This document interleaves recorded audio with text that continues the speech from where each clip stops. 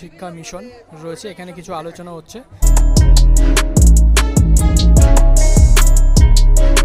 অনেক বইয়ের স্টল রয়েছে আর সেই স্টলগুলোতে কিন্তু প্রচুর ভিড় রয়েছে। বইমেলাতে কিন্তু ভীষণ ভিড় রয়েছে আজকের দিনে কিন্তু দেখতে পাচ্ছি দারুণ ভিড় রয়েছে।